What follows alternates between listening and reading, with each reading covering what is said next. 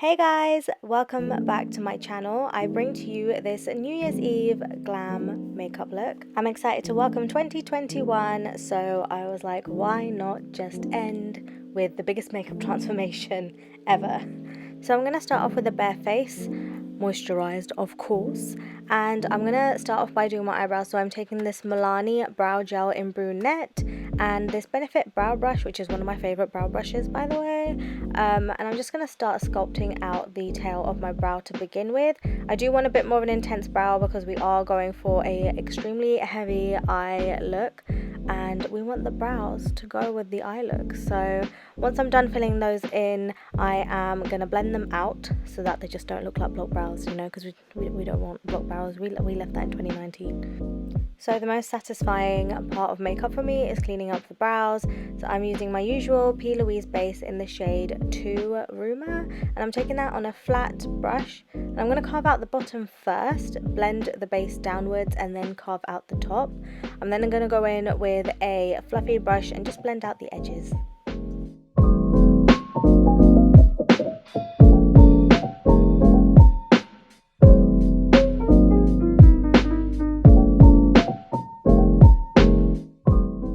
So for the cut crease, we are using the Tropical Twilight Tammi X Revolution Makeup Revolution London palette, which is exactly what it says on the front.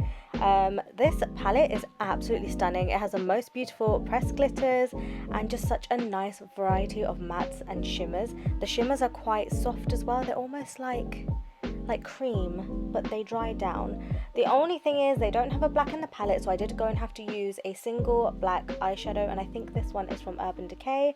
So I pressed that into the crease area where I was going to just map out my shape to begin with, and then I'm just going in with a clean brush and just blending out the edges. So I know it's going to look a bit like a mess right now, but that's okay because we're going to go back in and we're going to clean it up and nobody will ever know. So now we're actually going to take an eyeshadow from the palette and we're going to take the shade Coconut, which is this beautiful, warm, deep brown. And I'm going to use this to blend out the black eyeshadow. So when doing a cut crease, I actually work from dark to light going towards the brow bone. I feel like this is the best way to get that definition and that really sharp crease.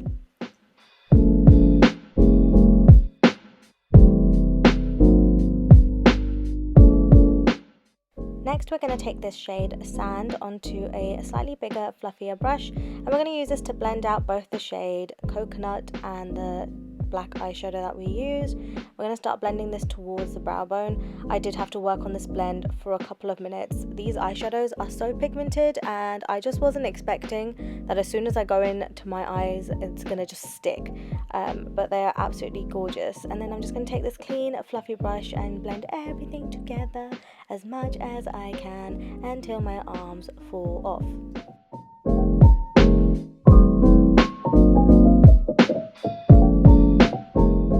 So when we're happy with that blend, we're going to go in with a Q-tip and some micellar water. I'm using the sharp edge of the Q-tip to clean up where we're going to place our crease. So we don't want the concealer to mix with the eyeshadows on top, and this is just really going to help us get that clean line. To avoid making any mistakes, I always start off removing my cut crease from lower on the lid and then slowly working my way up. I then use the dry side of the Q-tip to remove any of that makeup that had moved up on the eye. So now I'm taking the Plouise Base again on a different flat brush, and I'm using more of like a swiping and patting motion to create that shape.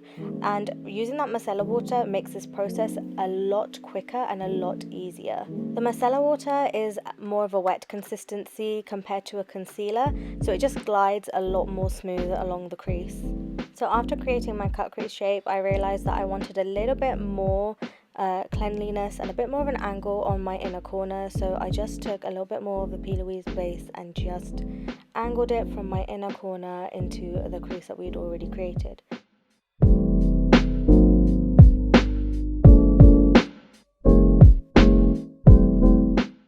So at this point we had a little bit of a mishap. The delivery man turned up and I had one eye on. and as you can see, my crease isn't so clean anymore because I had opened my eye and it imprinted onto my upper lid. But we're going to fix that, and I'm going to show you how I fix that. So I'm going to take some silver eyeshadow, really pigmented, and I'm going to slide that across the eyelid, taking it a little bit higher than where we created our first crease. And then I'm going to take a tiny pencil brush and just deepen up those colours where we've got a little bit of imprinted eyeshadow, and they'll never know. This cut crease would look really good with a winged eyeliner, but I felt like doing something a little bit different. Well, different for me. And I thought I'd go with a smoked out lash line. So I'm just taking that black eyeshadow that I took previously on the brush and blending out that lash line. I'm going to clean up the edges, and now we're going in with the pressed glitter from the palette called Starlight, and this is absolutely stunning. It blends on the skin like butter and it picks up really well onto a brush, which is a huge plus because there are many glitters out there which you have to use your fingers for, but being able to use a brush helps you get that really clean application.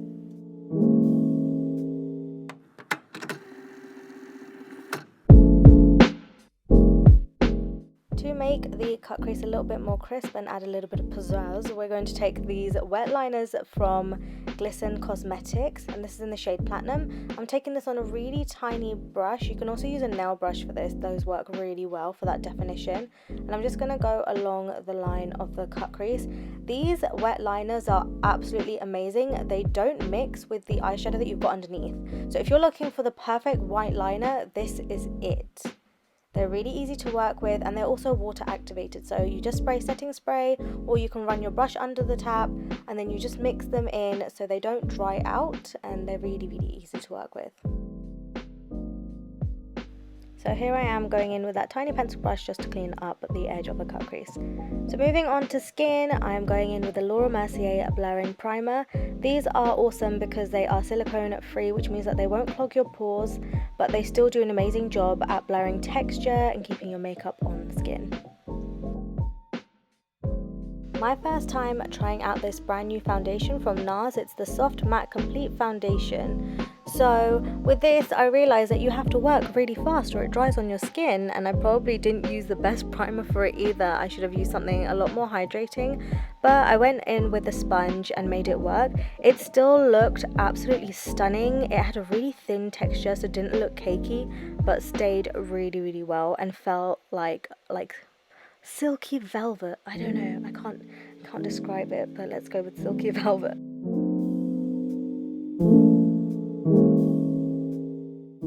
If you are looking for a sponge just as good as the Beauty Blender but a lot less expensive, try the number 7 sponge. I swear it is the best sponge. I actually prefer it to my Beauty Blender, and I've completely stocked up on these.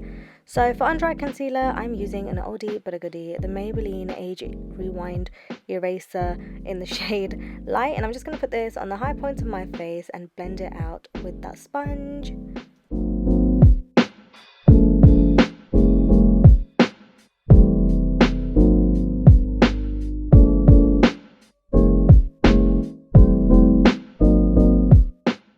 Set my under eye, I'm going in with the Laura Mercier powder in translucent, and I'm just pressing this on my under eye with a sponge. I didn't really feel the need to set the rest of my face considering the foundation was already extremely matte and velvet like.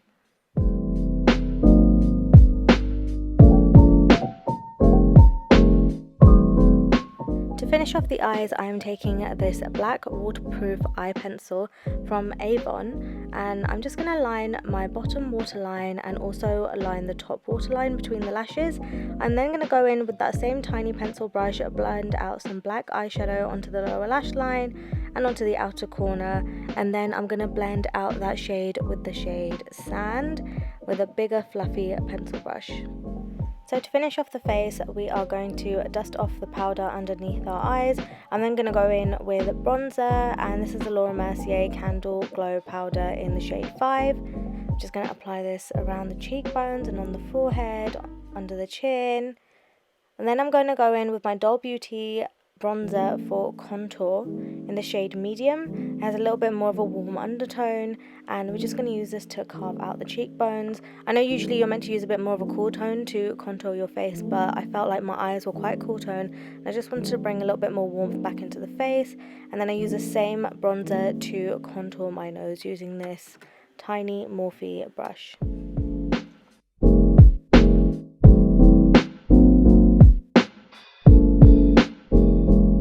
For highlighter, we are going to go in with this Urban Decay Naked Illuminator. I'm going to take it on this tiny brush and spray it with setting spray to help the pigment stick. And I'm just going to highlight my cupid's bow, the tip of my nose, and then I'm going to go in with a slightly bigger brush to highlight the cheekbones and the chin area.